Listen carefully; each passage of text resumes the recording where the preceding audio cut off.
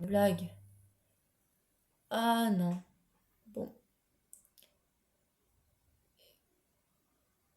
Et donc, attends.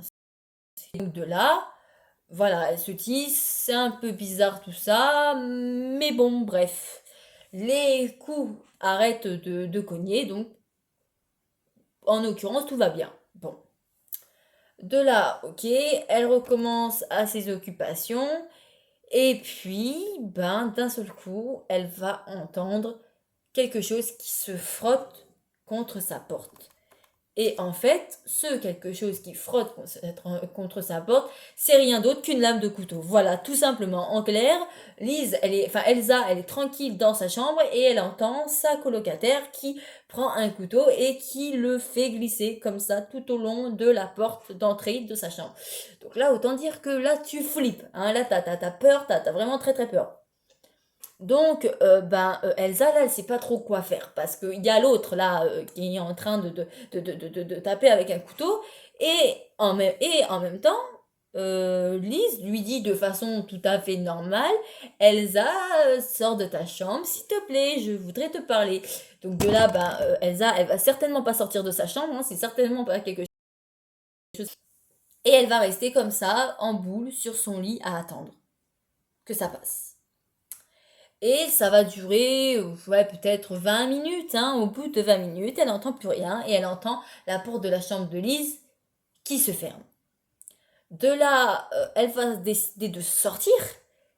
Et en fait, Lise, elle l'a eu parce qu'en fait, Lise a fermé la porte de sa chambre, mais elle n'est pas rentrée dans sa chambre.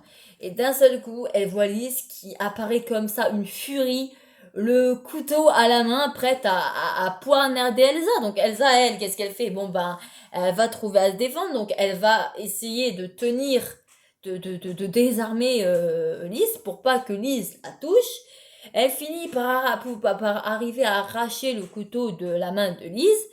Et là, elle va prendre la première chose qui lui vient à la main. Et le premier truc qui lui vient à la main, euh, c'est une petite statuette. Voilà, une petite statuette qui est posée là.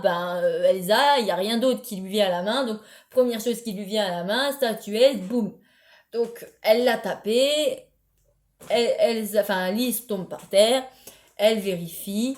Lise va bien, elle respire, elle saigne juste un petit peu de la tête, mais sinon, ça va. Elle est juste assommée. Donc de là, Elsa, bon, elle va appeler les flics directement, parce qu'il n'y a pas grand-chose à faire. Elle va expliquer ce qui s'est passé. Et il y a le couteau par terre que, il y a quelques minutes, Lise avait et qu'elle était prête à en découdre avec Elsa. Donc, 10 minutes après, les policiers arrivent. Euh, Au moment où ils arrivent, Lise commence à reprendre conscience. Ils l'embarquent. Le lendemain, le colocataire Thomas revient dans l'appartement. Il lui explique elle lui explique ce qui s'est passé. Et donc, de là, ils vont avoir des news. Et en fait, il se trouve que Lise, elle était schizophrène. Tout simplement. Voilà, tout simplement, elle était schizophrène. Et ça explique pourquoi elle avait ces trucs un peu bizarres. Ouvrir le frigo, le fermer, le lavabo. Enfin voilà, ça explique beaucoup de choses que Thomas et Elsa n'avaient pas forcément d'explication au début. Donc du coup, ça se passe plutôt bien.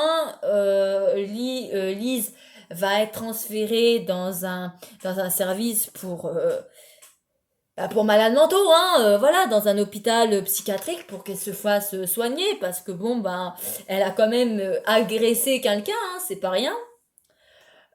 Et en fait, Thomas et Elsa, enfin surtout Thomas, il est un peu, il est un peu deg.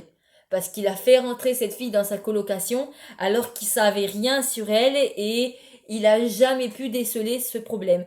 Et Elsa, ayant vécu 2 ans avec eux, elle aussi, elle s'en veut parce qu'elle avait jamais su déceler quoi que ce soit de bizarre chez sa colocataire. Donc elle est un peu deg et triste de ne pas l'avoir vue plus tôt.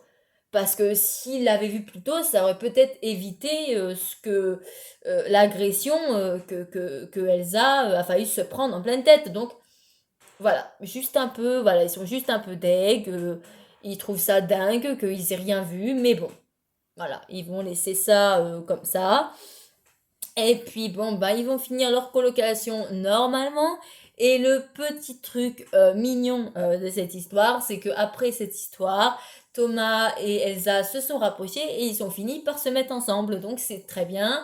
Je suis très contente pour eux. Et puis bah franchement, ils ont eu de la patience et du courage parce que vivre 2 ans avec une personne qui a un problème mental, c'est pas rien quoi, hein. Donc voilà. Donc, c'est super que Elsa, elle a eu elle a réussi à désarmer Lise qui aurait pu lui faire gravement mal. Enfin, voilà. Donc, super Elsa, on espère tous ne pas tomber sur une malade mentale si on fait une colocation un jour. Et puis voilà. Donc, c'est la fin de ces 2 vidéos. J'espère, de ces 2 vidéos, moi. Excusez-moi, je suis fatiguée de cette vidéo. J'espère qu'elle vous aura plu. Voilà, aujourd'hui, c'était vraiment centré sur les fêtes de Noël, de Nouvel An, sur la colocation. Donc, j'espère que ça vous a plu. Et puis, ben, je vous dis à très bientôt pour une prochaine vidéo. En attendant, portez-vous bien. Et puis, au revoir.